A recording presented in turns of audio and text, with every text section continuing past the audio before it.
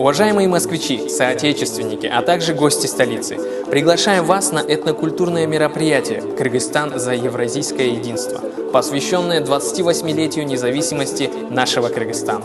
31 августа ровно в 11:00 мы вас ждем на центральной площади музея-заповедника Кузьминки-Люблино, где вы можете посетить кыргызский дворик с юртами, выставочную площадку традиционных изделий, а также попробовать деликатесы национальной кухни.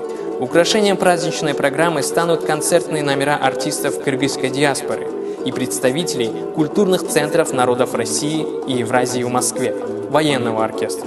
Кроме того, вы сможете увидеть показательные выступления по волейболу, курёш и ордо. А для юных гостей мы приготовили увлекательные мастер-классы и игры. Мероприятие организовывает посольство Кыргызстана в России совместно с общественными организациями кыргызской диаспоры в Москве. Приходите, будет интересно.